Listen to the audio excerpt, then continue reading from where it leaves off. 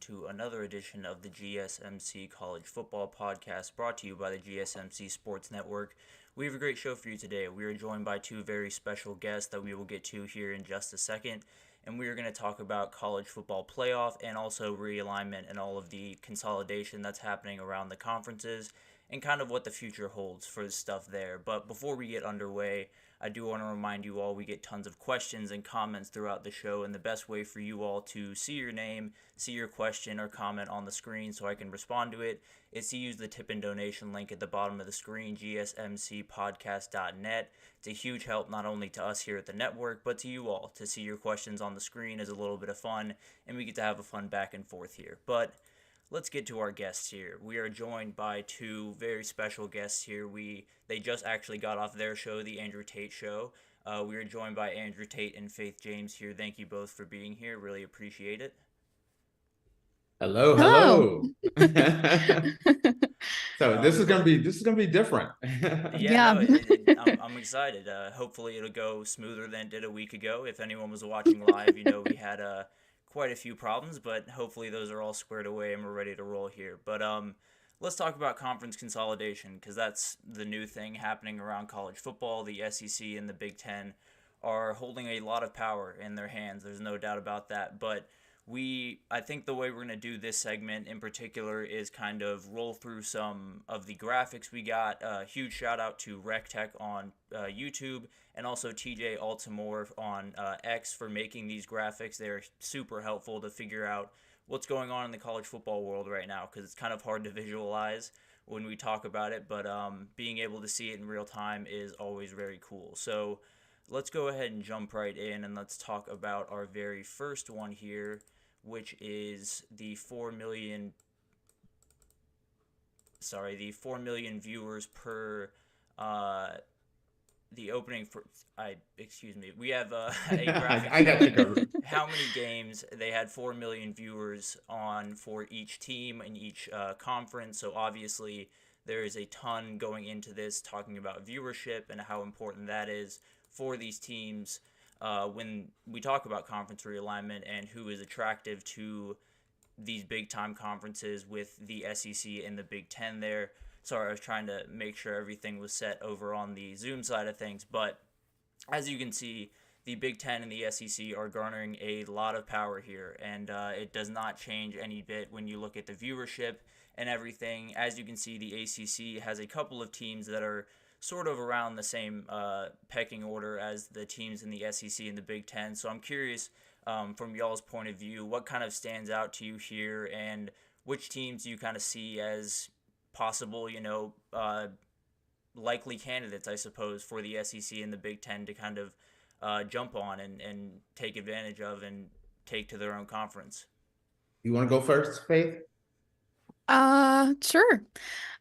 So first of all, I am very surprised that I figured Florida State would be a lot higher than what it is, honestly. I'm pretty surprised by that. But for Florida State, I feel like their best move would be moving to the Big Ten. That's my personal opinion. And then since the whole thing with Clemson is going on right now as well, don't know if they're really going to be able to get out of the deal with the ACC with how their court case is filed and everything like that. But with Clemson, I think their best move would be to move to the SEC conference. Trying to see Clemson, their numbers. I feel like they would just be a better fit with the SEC. I'm shocked that, they're still in the ACC right now. It just makes more sense, in my personal opinion, for them to be in the SEC. But that's just me. So. Okay, when I look at this graphic, it is a little bit surprising. I've seen these before, but first off, one thing about the graphics I don't like is they keep putting Notre Dame in the ACC, which kind of throws off the ACC's numbers, because Notre Dame kind of boosts up their numbers. So every time any graphic that you show here, I think needs to be knocked down a little bit when you see some of the big numbers. But the big story is, when you look at Florida State is really Wisconsin and, Tennessee. as far as viewership. Not even more Tennessee or Texas A&M. Mm-hmm. You would have when you hear how much dust they've been kicking up, you'd think they're up there with the Alabamas, the Georgias, the Michigans, and Ohio State. But I've said this before, there's levels to this game. And this is a great example of showing how there's levels to this game. When you look at Ohio State, Michigan, and Alabama, it is impressive. You can even group Georgia, because I know I got two people from Georgia here too, so I don't want to be any disrespectful or anything. Can't dismiss the dog. So when you look at the Big Four, and then you look around and it's just like, wow, what a big difference. Mm-hmm. Now, commenting on what Faith was saying, Clemson tailor-made for the SEC. Yeah, it's absolutely. Just tailor-made. Mm-hmm. Yes. Florida State can fit both. One of the things that people do not realize is academics is so important for the Big Ten. And just recently, Florida State became an AAU member, I believe. Florida and Miami are either about to become or have just become AAU members. The academics matter in the Big Ten, and if you don't have that, they won't even consider you. So. And yeah, I mean, you talk about academics. That's kind of a big part of this that we don't usually talk about when we talk about these sports teams or talk about specifically the football team.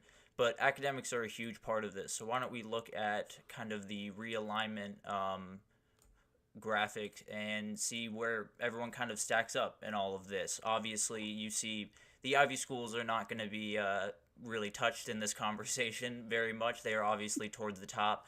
But you see the Big Ten is right under them. They obviously have a huge emphasis on academics. And when they brought in Nebraska in, I think, 2010, if I'm not mistaken, 2011, they were an AAU school, and that has since been taken away from them. And that is they're the only school that's not an AAU member in the Big Ten. Exactly. So that's kind of an interesting issue, and I definitely will play into who they kind of go after. So I'm curious who you guys see as kind of standouts here and how what we just talked about with Clemson and Florida State, how that kind of fits into the narrative. I know Clemson here fits almost too perfectly into the SEC kind of spread that they have here. You want to say something, Faith, or do you want me to go ahead? You go ahead. I'm going to tell you that this is something that kind of surprised me when the Big 12 went under. I was pretty confident that Cal and Stanford would have ended up in the Big Ten. They fit the Big Ten incredibly well. The Big Ten is building out that West Wing, which consists of UCLA, USC, Oregon, Washington. Bringing in the Bay Area, the San Francisco market, I thought was a no-brainer, considering Stanford is considered the Ivy League school of the West. Cal is considered. Cal and Stanford are massive economic powers, and I'm going to touch on that a little bit later on about showing you how much of an economic power it is. But they fit in incredibly well. Now, but if you're talking about the original guys, Florida, Virginia, North Carolina, those three schools fit incredibly well. Notre Dame fits like a glove in the Big Ten, but Notre Dame is happy where they're at, and so Notre Dame's not going to do anything. Notre Dame's in a position where they'll get taken kicking and screaming into a conference if they have to, but as of right now, they really have no incentive to. No, they're making a discussion, which we'll get to in the next segment, is kind of tailored towards them a little bit with some incentives that they could get to get into the playoffs. So Notre Dame right now is somehow in all of this conference consolidation sitting very pretty where they are. They don't need to get into a conference. They're making enough money by themselves. Why would they need to join a conference? NBC's been a huge help to Notre Dame being able to do kind of whatever they want in some circumstances. But we've talked about academics. We've talked about kind of the viewership around these teams. But now let's talk about kind of financials, because obviously that is a huge part of this, and it's something that a lot of us, maybe don't fully understand or just kind of overlook as we go into these conversations. But obviously, you look at the Big Ten, you look at the SEC, they still are the one setting the pace in this one. Obviously, the ACC and the Big Ten or Big 12, excuse me, are definitely struggling to keep that athletic department operating margin above zero, which is a huge thing. Obviously, Rutgers is just remarkably far down there, which I didn't realize. But it really does go to show you just how much money is rolling into these specific programs and kind of different programs than you maybe would have thought. I mean, Indiana leading the way in the Big Ten, obviously a huge basketball school, but when you talk about college football, they don't come up very often. So curious from y'all's perspective if there's any teams, maybe even in the Big 12, that stand out, or I think there are not the Pac-12 teams on here, but those are two other teams that are kind of in this conversation, and we'll talk about them more in the next segment. But are there any teams here that kind of stand out in terms of, being on the wrong side of this than you would expect, or being, on the right side and you didn't expect that? I'm shocked Alabama's is so low. Like how much money they're getting. That is pretty remarkable. I think that's insane to me. Everything around that football program has been built around so much of kind of that reloading effort. So I wonder how much money is being put in every year. And obviously they're getting insane amounts of money back, but they've started to invest much more in baseball and in basketball over the recent years. So I wonder if that's sort of where that's coming from in the last couple of years, at least. Okay, well, when you look at this, one thing I can tell you, like when you say Alabama's low, they just built out a brand new facility. Their facilities are second to none. I mean, some of their facilities put NFL facilities to shame. Have any of you ever seen it or been there? No, I have not. It's absolutely like awe-inspiring. It's amazing what Alabama has done. And little Tuscaloosa, I mean, there's nothing really special about Tuscaloosa, but that university is just white glove top notch. They really do it. Tuscaloosa people would tell you Alabama football is what's special about Tuscaloosa. Yes, I would definitely, my family, I have family that grew up in that area. So it's either you go to Auburn or you go to Alabama. You have no other two choices there. But from what I know about college sports, most college football programs, most athletic departments work at a negative budget.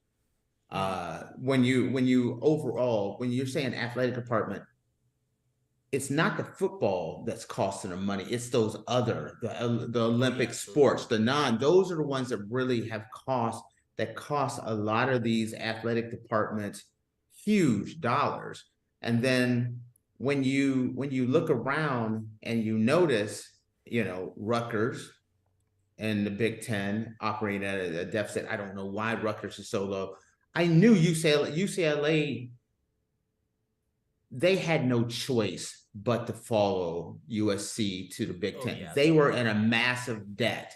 That has been known for a few years now, that they were operating with massive debt and so needed to make that. But the Big Ten is very different. And there's another slide. I don't know if you're going to show that one where you're talking about like how much money the conferences make. I don't know if you're going to show that or not. But the Big Ten is definitely a very special place to be.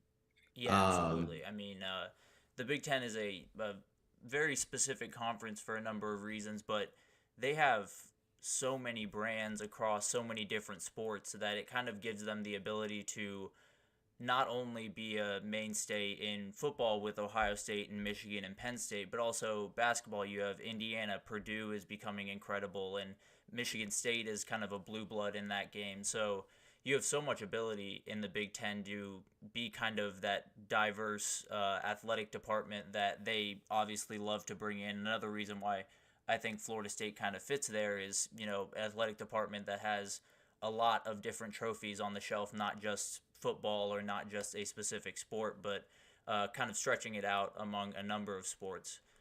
The one thing that does stand out to me here before we move on to the next segment here is UGA being that far above Texas A&M is quite the gap, I think. And I wonder, we've seen UGA's kind of rise in college football and how they've begun an era of somewhat dominance. And I think they've been putting a lot of money back into that football program. And I wonder if this is kind of the pinnacle of what that number will be, as it looks like they're starting to put more money into basketball, putting more money into baseball, kind of spreading out the wealth just a little bit more, as some of their other SEC schools have done. As you see, a ton of those Arkansas, Auburn, Alabama have taken big steps forward in basketball over the last couple of years.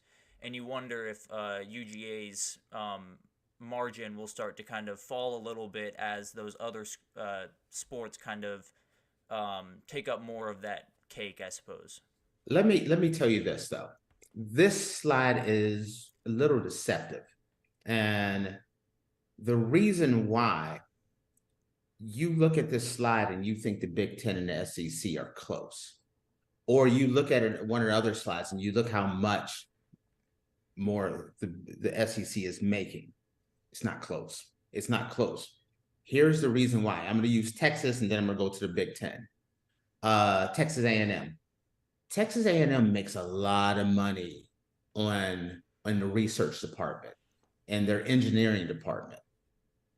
So football, like with Georgia, football is a major income potential for them. That's major. Football is different than the Big Ten.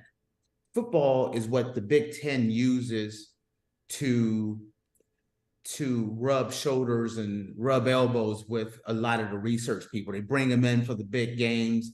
They bring people in for different events, and it revolves around football.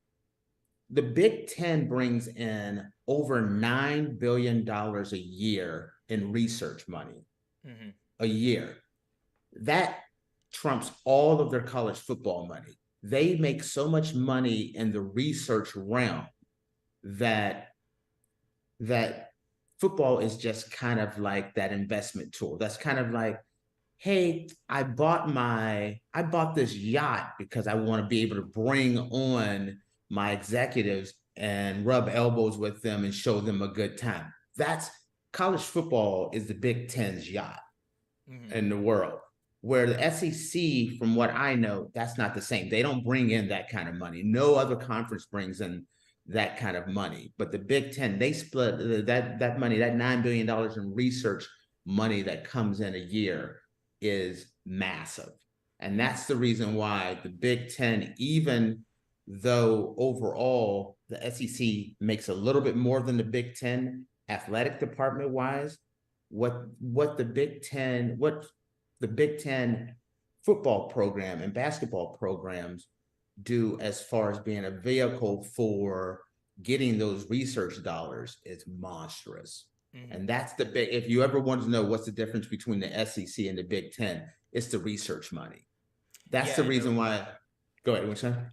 And it'll definitely give you kind of an idea of, if you're looking for certain teams, of where do they fit into the Big Ten. That's one of the places you can definitely look, is obviously that research or that academic money that's coming in, because that is a huge part of what the Big Ten likes to hang their hat on. That's who they are. They're the conference that is not only going to dominate in sports, but also having academics that are above everyone else. So that's kind of their ultimate goal. And you wonder, someone like Florida State, who is making their way up in the academic world, definitely more attractive as they continue down that path. I think there's a number of other teams.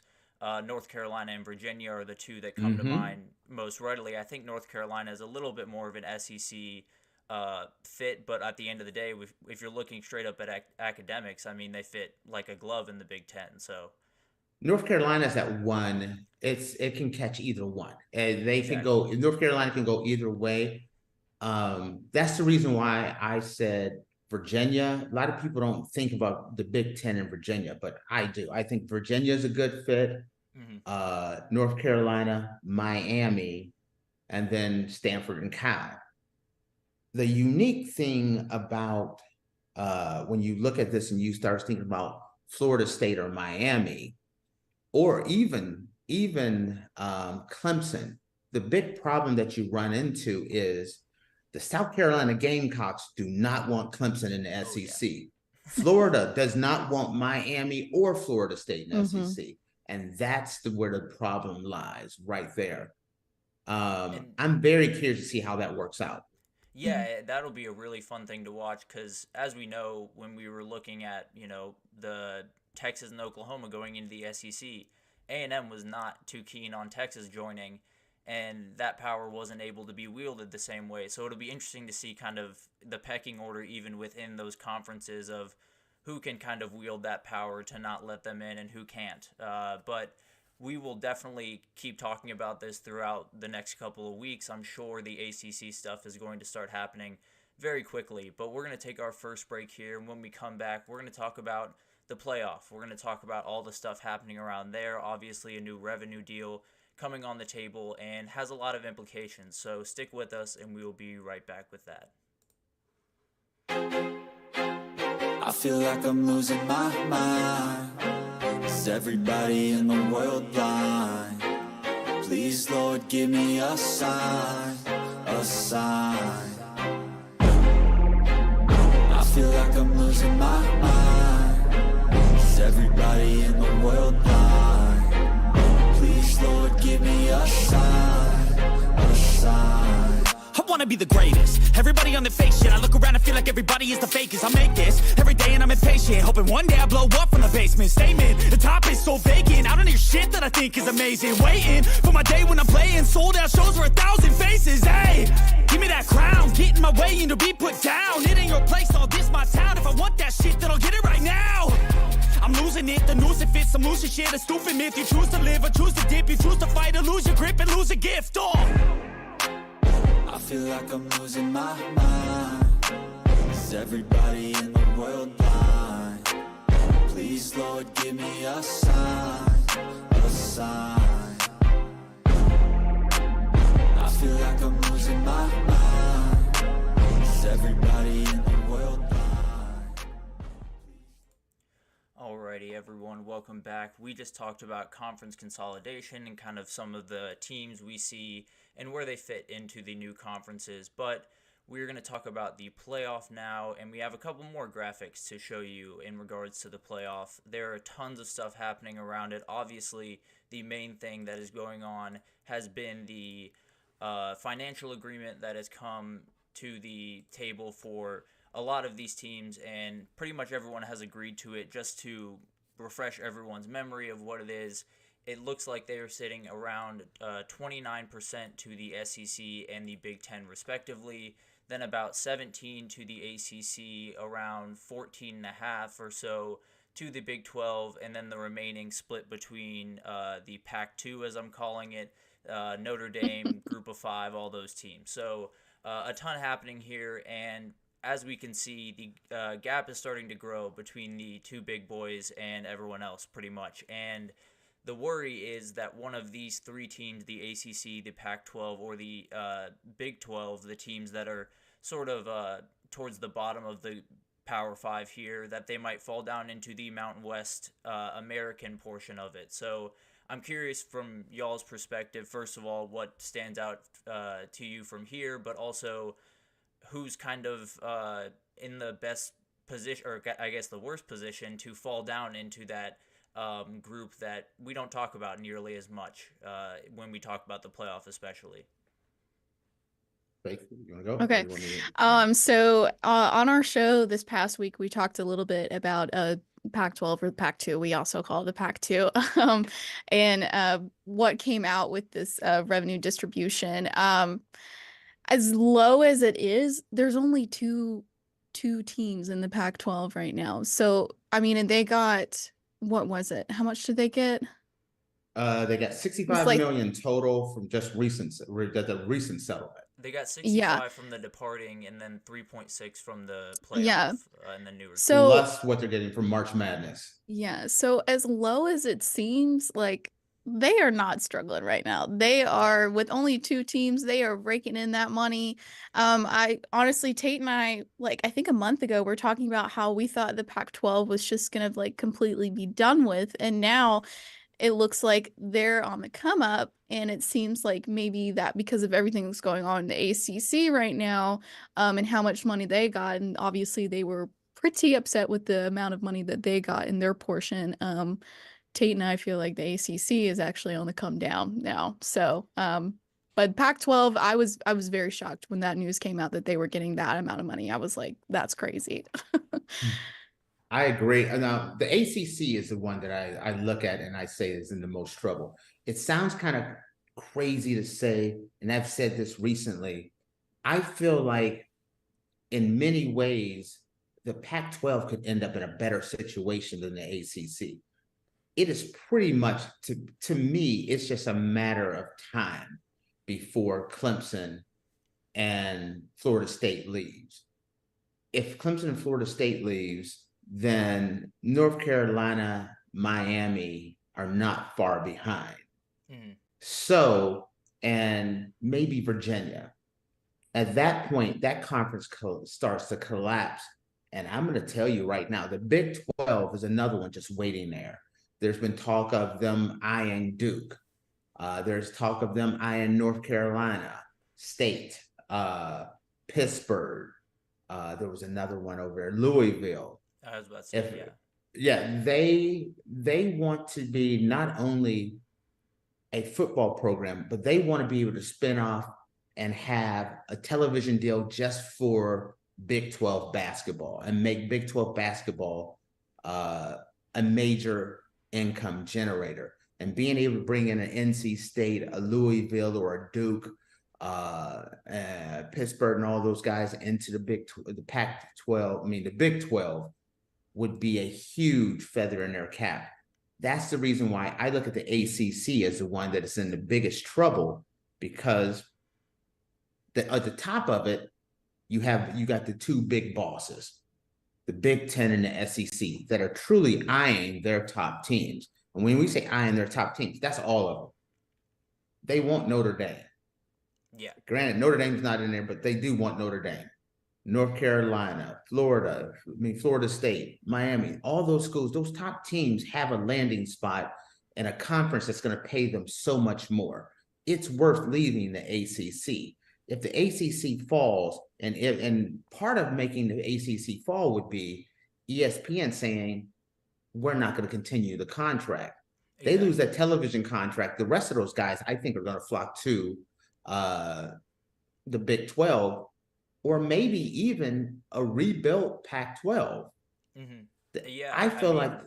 Go ahead. When you talk about the Big 12, the Big 12, in my opinion, is the most interesting of the group, just because the basketball conference they're trying to build out there is second to none by a comfortable margin. When you talk about Houston and Kansas possibly bringing in Duke, it would just be insane what they're building from a basketball perspective. So although we talk about football all the time, the amount of money they would be able to bring in around this time of year in March would just be insane. And the ACC in the same way, where everything's kind of slowly crumbling around them and everyone's just waiting for everything to fall apart so they can pick apart kind of the carcass of it. So I would agree. I think the ACC is in a really tough spot. I think the big question here, obviously, is did they get it right? Was this kind of a fair agreement among everyone? And one of the interesting things that has been brought up in that has been this idea that there obviously has been some dominance among the SEC in the Big Ten when you talk about just where they are in the sport throughout these last couple of years, and this obviously breaks that down in pretty clear terms. The SEC and the Big Ten have been really the big players in college football. So I guess the question for the playoff committee was, how much credence do we give to past performance? How much credence do we give to what they've been to this sport over the past 10 years, or what are they going to be for the next 5 years? And I think when you look at the past at least couple of years, they seem to have gotten it right? The SEC and the Big Ten have been pretty much dominating the way of things in college football for quite some time. But I'm curious if anything stands out to you guys. I know the Group of Five getting a little bit higher of a share than I think they might have expected, or this would have shown they would have gotten in this agreement for sure. I think when you talk about the Group of Five, I think a big part of the Group of Five is them negotiating with the Pac-12. I think the negotiations with the Pac-12 made it so that the Group of Five became more important, because Pac-12 kind of realizes that they're going to be kind of grouped in with that Group of Five and putting a situation in where they're taken care of. What I didn't like is the fact that the ACC agreed to this contract. It's a situation where it just made them admit that they are a tick below the SEC and the Big Ten, and I think that's what caused the biggest problems for them. Exactly. And I think we're running a little bit low on time here, so Faith, real quick, and then we'll wrap up this segment here. I mean, I can understand why the ACC is not very happy. Exactly. I mean, the Group of Five and the Pac-12 are getting a large amount of money that obviously they probably shouldn't have gotten, and it makes sense as to why the ACC is upset with the amount of money that they got, especially like looking at the large margin of what the SEC and the Big Ten are getting. That made me make sense as to why they're so upset about that. I would be upset about that.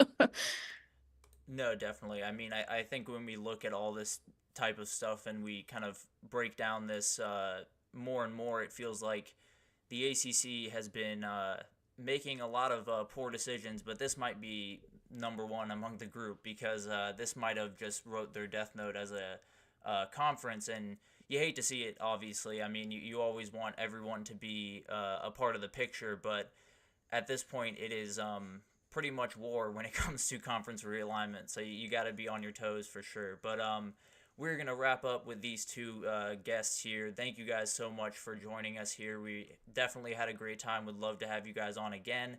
But we are going to take our second break here. And when we come back, we're going to talk about pro days. There were tons of pro days across the country and want to break down all of those for you guys. So stick with us and we will be right back. Bye, guys. Looking for your daily fix of sports talk without having to pay for it? GSMC Sports Network is available on YouTube. Just search GSMC Sports Network. Get your fix of daily sports talk shows on YouTube, absolutely free. NFL, college football, NBA, MLB, MMA, UFC, fantasy football, and so much more.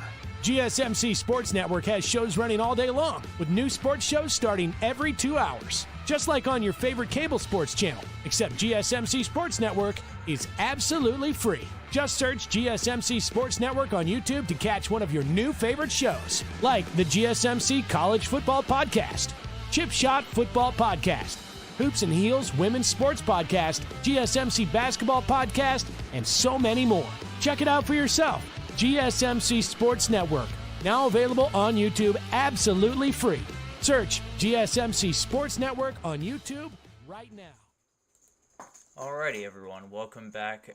We are getting back from those two guests leaving us. Thank you again to Faith James and Andrew Tate for joining us today. It was a huge help to us and a great conversation, I think. I am praying that there were no technical difficulties on that. If there were, I am very sorry, but hopefully there weren't, and hopefully we can be ready to go from the future here, getting guests on. But let's talk about pro days. There has been tons of stuff happening around the country with pro days, tons of teams, tons of players showing out their ability, and the biggest ones this week, in my opinion, were LSU was a huge one, Michigan, Washington, and then Tennessee, just for fun, we'll throw in there as well. Also, North Carolina also had theirs this week, so tons of big-time quarterbacks were on display this week. And let's start in Baton Rouge and then kind of make our way around the country.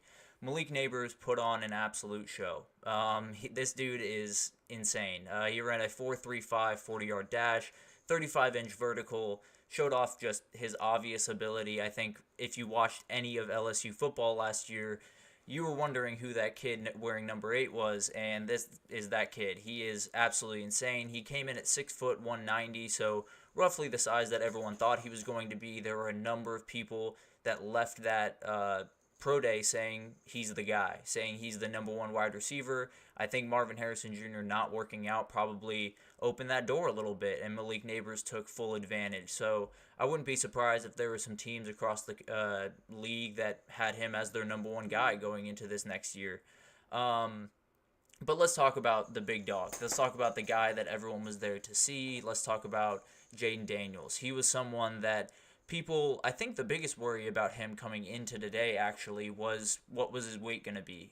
He declined to weigh at the combine, I'm pretty sure, and he came in at 6'3", 210, and that is huge news for him. I think that is a perfect size for what you want him to do. Maybe 5 more pounds wouldn't hurt, but I think there were a lot of people that thought they were going to see him somewhere in the 202, 205 region, and that would have been a big problem. So I think having him where he is absolutely huge. He was near perfect on the day, did miss a couple of passes early. He definitely was started a little bit cold, but heated up very quickly and became the player that we've gotten used to seeing, because he was ripping the ball all over the field, show his incredibly high upside. Did miss a couple of deep balls, which is a little bit interesting given, his ability to throw those deep balls early on in his or last season at LSU. So that one was a little interesting, but at the end of the day, for the most part, he was money. His velocity was great, apparently, from the people there watching. So huge day for Jayden Daniels. I think he's holding pat right now at QB2, but there has been some chatter about this next guy that we're going to talk about, J.J. McCarthy. Michigan's pro day was just a star-studded show, and it makes sense. 18 guys going to the draft this year, tons of guys to look forward to seeing. I mean, on either side of the ball, there are tons of guys to watch, but there were 7 head coaches there, 9 GMs, 7 offensive coordinators, 3 defensive coordinators, and every position coach you could think of was there in Ann Arbor for this one. And obviously, a lot of the guys were there to watch J.J. McCarthy. He weighed in at 215, which was not what I thought he weighed. I talked about, I think earlier this week, I was talking about JJ and thought that his size would be the biggest knock on him. He is a little bit on the shorter side, but at the end of the day, he is, as tall and bigger than Jayden Daniels. So if that's your knock, then no longer a knock for me, that's for sure. But lots of eyes on him, obviously. Jim Harbaugh called it the best pro day he's ever seen, and he's seen a lot of them. Obviously, this is his former quarterback, so definitely a little bit more partial towards him, but at the end of the day, I trust Jim Harbaugh when he talks about football. So JJ apparently met with the Commanders, Patriots, and Seahawks, which is very interesting because the rumors to the Commanders have been very real. It seems like they are looking at him as possibly the number 2 pick. Patriots hold the number 3 pick right now. I don't know if they're working out some type of trade. I know that they have been open to that over the last couple of weeks, but that's very interesting. And then the Seahawks is the one that I'm really interested in, partly because he has Geno Smith there. Geno Smith is the starting quarterback for Seattle. I don't think that's changing anytime soon necessarily.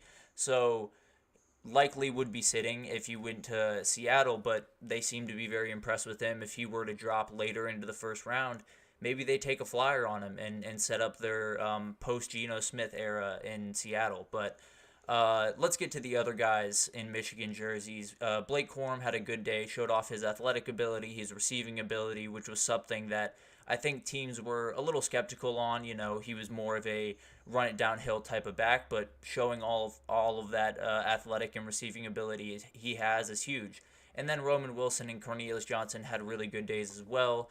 2 very talented wide receivers. Roman Wilson is someone that I really like a lot, is an absolute tactician and does really just everything as simple and nice as you could possibly want it to be done. So very excited for him. I think one little weird thing from this workout was Mike Sanders, the very talented corner, mainly played nickel for Michigan this past year, ran wide receiver routes during this one. He started his career at Michigan as a wide receiver, so not crazy necessarily that he did this. Maybe some teams asked him to do it, although at the next level, he is almost definitely a nickelback and almost definitely will be a big-time player for someone. Let's move on over to Seattle, Washington, though. They had 19 players in their pro day, a huge day for this program when you talk about recruiting and you talk about all that type of stuff. Obviously gives them a leg up when you get to point to all these guys that got to take part in your pro day and be a big part of it. Obviously, Michael Penix was the main event. He was someone that everyone was watching, and the dude is an athlete. That is something that some people were a little bit worried about. His mobility, his athleticism to extend plays. That is no longer a worry after this week. I can assure you that. He ran a 4.46 40-yard dash, 36.5-inch vert. He was just off the charts. He did pretty much everything perfectly. His passing drills were just awesome. Roma Dunze did not work out. The other wide receivers, though, Jalen Polk and Jalen McMillan, looked really smooth going through workouts. I think Polk was a very underrated guy in this group, is super talented, and if you pick him up as a late-round pickup, I don't think you'd be upset at all. I think he's just incredible. And then let's go over to North Carolina. They have, obviously, Drake May. That is the main event. That's the guy that everyone's there to see. But honestly, I think there would be a number of people that would want to see Omarion Hampton work out if they could, but he is still 1 year away from eligibility. I think he would have been one of the top running backs in this class if he was able to declare. But for right now, let's talk about Drake May. The dude just ripped. That's the way he plays football. He is a very much the gunslinger type guy who is going to sling the ball downfield, is going to trust himself, throw off platform, do a number of things that some people might not love you doing if you're the quarterback coach, but he's got the ability. There's no two ways about that. Did start a little bit slow, missed some guys where he probably shouldn't have, but at the end of the day, had a very good day, threw a beautiful 65-yard pass off balance on the absolute money. So he's one of those guys that you know the ability's there, you know the arm talent there is there. The question is decision-making and being able to read NFL defenses, and that will come with time, I think. There's obviously some worry about that, but it doesn't look like he, as of right now, is going to be drafted into a position to start right away. Now, if he goes to the Patriots, that could be a real reality, but at the end of the day, I think he's someone that would hugely benefit from sitting for a year or two, understanding the playbook, understanding how to read defenses a little bit better, and then jumping onto the scene and showing off this remarkable ability that he obviously has. He reminds me a lot of Justin Herbert in the way that he goes about his business and kind of the way he plays quarterback in a lot of ways. And then finally, let's talk about Tennessee because Joe Milton put on a absolute highlight reel. The dude is probably the most fun person to watch throw in shorts and a t-shirt. He does just insane things. He has a rocket connected to the right side of his torso, and he uses it whenever he wants. It's just remarkable to see the ball jump out of this kid's hands. He elicited a ton of oh my gods from the crowd, and it's fairly clear that I've been very honest with what I think about Joe Milton. I don't necessarily think he's an NFL quarterback. I think he lacks the changeup that you're going to need at the next level.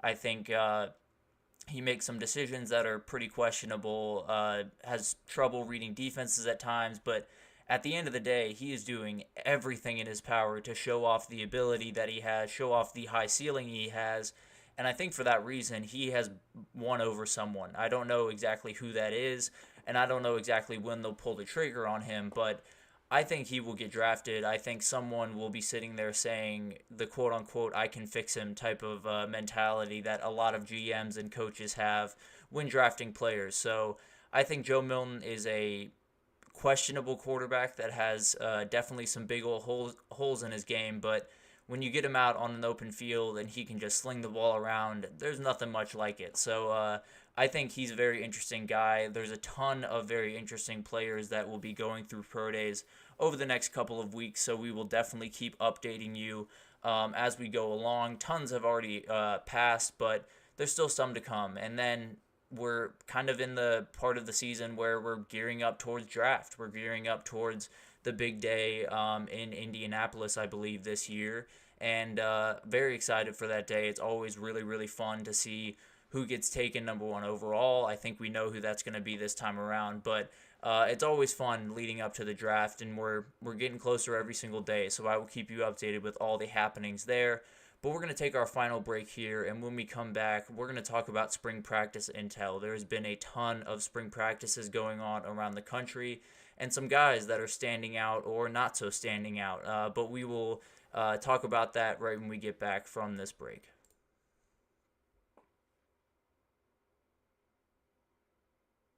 For the best and latest podcasts available anywhere, go to the podcast app on your cell phone and type in GSMC to access free content-rich podcasts on health and wellness, book reviews, sports, entertainment, relationships, social media, movies, technology, finance, and even weird news. Subscribe and download the GSMC Podcast Network's family of shows, available everywhere podcasts are found. Alrighty, welcome back everyone. We just talked about all the pro days that happened throughout the week and some reactions to that, but now let's get into some spring practice intel. There has been so much happening across the world of college football. This is the calm before the storm of the 2024 season, and a lot is found out in spring practice, and we finally have been getting some tidbits from across the country. So let's jump around the country in kind of a hodgepodge fashion and get you updated on everything that you need to know. Let's start in Austin, Texas, with the Texas Longhorns obviously making the move over to the SEC. A huge offseason for Texas, and it looks like everything is going as smoothly as you could have hoped if you're a Texas fan. Trey Moore looks like an absolute beast. The transfer from UTSA that absolutely dominated at that level a year ago. Looks like he's added some weight since getting to Texas, which was one of the worries for him. So he looks like he's up to speed. Now we'll hear more about how he's playing in scrimmages and things of that nature. But as of right now, you got to feel great about that kid. Ryan Wingo and Matthew Golden are two receivers that have been absolutely turning heads early. DeAndre Moore, another one. So this wide receiver group is as ridiculous as a lot of us assumed. I feel like they have 5 or 6 guys that could be playing every given Saturday and give them very good reps. So that room is as deep as they come in the country. And then the quarterback room is the thing that everyone is interested in. Quinn Ewers and Arch Manning look like they're going about business as usual. They look like they are absolutely on the money. All of them, or both of them, are showing up to practice and just kind of going about their business. They're both very no-nonsense, hard-working guys, so no surprises there. But obviously good news to see both those guys under good spirits, walking into spring practice with a lot of confidence. Let's go over to their rivals across the Red River in Oklahoma. Jackson Arnold looks the part. There's no two ways about that. This dude is an absolute beast. I said a couple of weeks ago talking about him, he's built like an NFL quarterback today. The dude is an absolute unit, and he can sling the ball all over the field. The arm talent is very clear. The big question mark is the O-line, and we've talked about that numerous times, but there have been some clips from practice that are not too inspiring when you're talking about this O-line. There was one in particular where one of their O-linemen that is slated to start this upcoming year was getting beaten pretty badly on one rep. But at the end of the day, that's one rep. Bill Bedenbaugh is one of the best offensive line coaches in the country, so not really worried about that O-line in terms of at least playing good football. The question is, if they play elite football, I think Oklahoma has a chance to really make some noise in the SEC. But if they play good to average football, it might be right around that Vegas odds number of 7.5 to 8 wins for OU this year. But let's move on to Georgia. We'll stick in the SEC here for a second. This O-line is as deep as it could possibly be. I mean, it's obviously something that Kirby Smart has been incredible at since showing up in Athens, but this is a really, really good group. They did lose Cedric Van Pran, that remarkable center that they've had for a number of years, but they feel great about his replacement, Jared Wilson. He is someone that has popped early, and he will absolutely be a big part of this offense in 2024, even if you don't necessarily notice him all that often.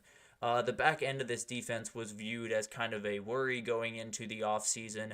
Obviously, a lot of guys moving on to the next level. Kamari Lassiter, Javon Bullard, Tyke Smith, another. So they needed guys to step up. It looks like KJ Bolden is getting tons of love early. He is showing off his incredible athletic ability. And then at the corner positions, it looks like Dalen Everett and then either Julian Humphrey or Daniel Harris, are going to be the guys at corner, and I think that's a really good duo. Obviously, Dalen Everett has played a lot of football.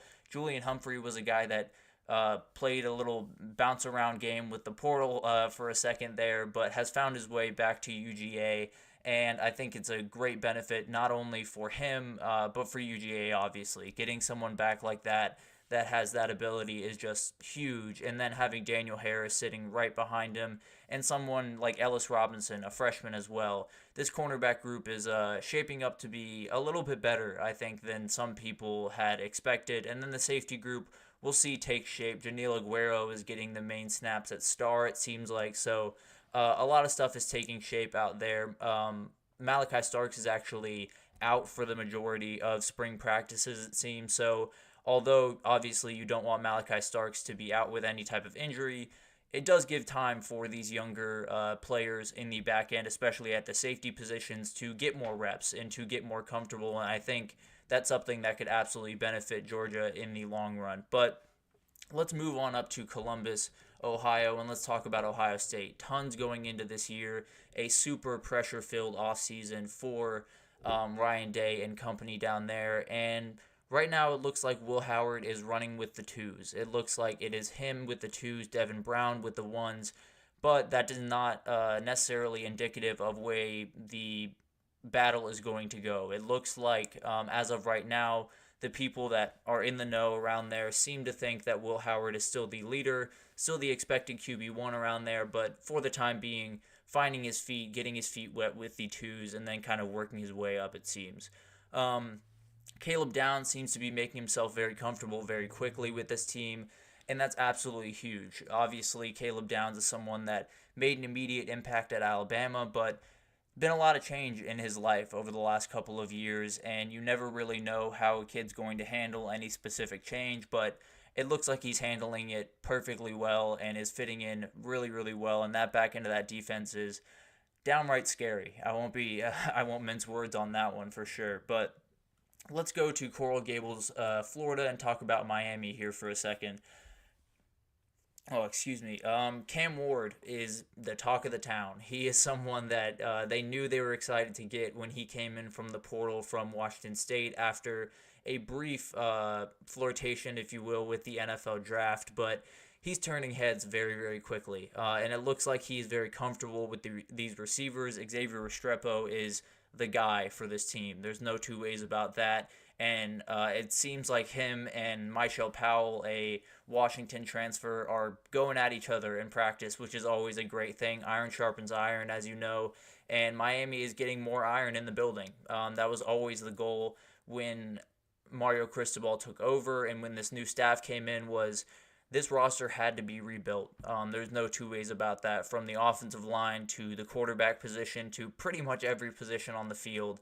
There were a lot of openings. There were a lot of holes, and they needed to rebuild them very quickly, and they've done a really good job for the most part. So they're getting more high-level players in there, and it seems like it's rubbing off on the practices because these practices seem to be just a little bit faster paced, a little bit higher energy than they were last year or the year before under Mario Cristobal and Coral Gables. So everything looking up right now for Miami fans.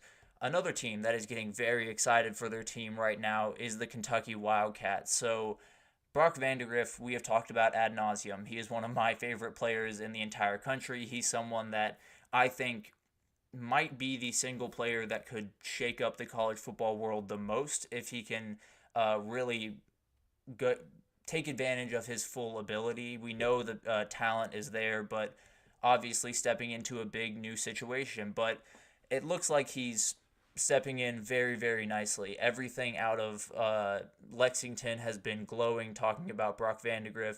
He is obviously taking advantage of this situation. He was in a situation at Georgia where you're stuck behind two guys where it's going to be really hard to beat them out in Stetson Bennett and Carson Beck, and now you get the chance to take the reins, and you always worry about how kids are going to react, but it looks like Brock Vandagriff is reacting perfectly to start things. And then on the defensive side of the ball, it looks like a couple of guys, Tyrese Fearby and Jamon Dumas-Johnson, the UGA transfer, along with Brock Vandagriff, are standing out on the defensive end. Both of them look the part. They both look like NFL talents.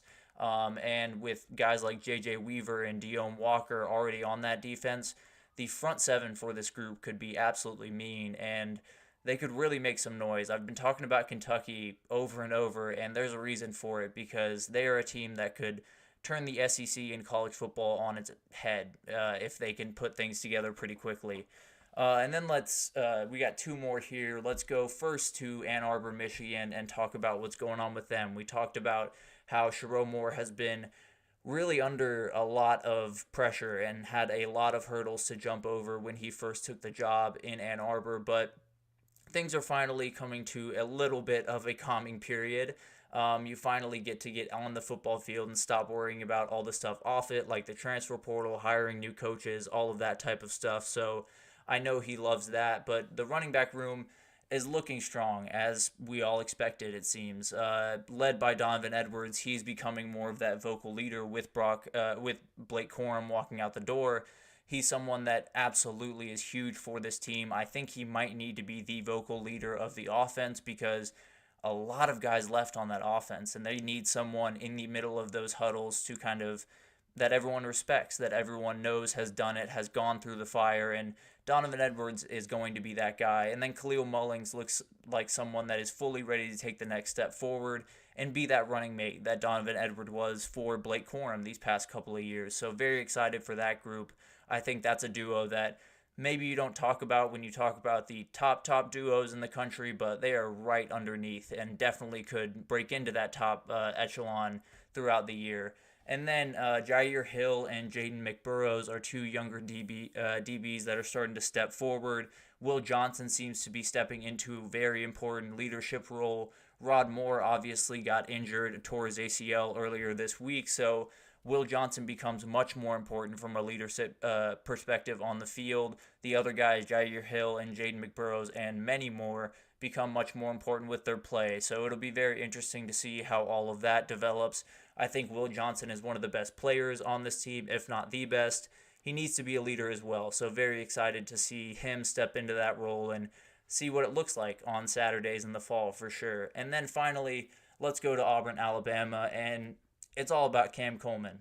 This dude walked onto campus and everyone was very excited about him. They really wanted him to be the dude, and guess what? He is the dude. He is an absolute beast. He is someone that is going to be really hard to cover even as a freshman in the SEC, and Auburn needs it. They need a wide receiver that steps up. Obviously, he still is a freshman, so take everything with a grain of salt. We won't really know what he can do until we see him on Saturdays, but at the end of the day, this kid is performing really early on during his time in Auburn, and I think he's someone that if he can hit early and Peyton Thorne can have a go-to guy, this Auburn team, they might not be, competing for the SEC or anything like that, but they absolutely could play spoiler to a ton of teams if they can put together that offense a little bit better than it was a year ago. And Cam Coleman is a huge part of that. So very excited to see what he can do. I think he's someone that is going to jump off the page in 2024. But that'll do it for this edition of the GSMC College Football Podcast presented by the GSMC Sports Network. I do want to thank Faith James and Andrew Tate for joining us again. I thought that was a great conversation. Hopefully no issues on the back end, but we will check that right after the show. But I thank you again for tuning in. Your support means a ton to us. So please remember to subscribe, leave a positive review. It does make a huge difference. Also follow us on Facebook, Twitter, TikTok, Instagram, all of the social pages for every update you could possibly need. We have tons of incredible people here covering every sport you could possibly think of, from football to WWE to baseball to basketball. So no worries if you need any updates on the sports world, come right to us and we got you covered. But thanks so much for listening again, and I will see you guys Monday.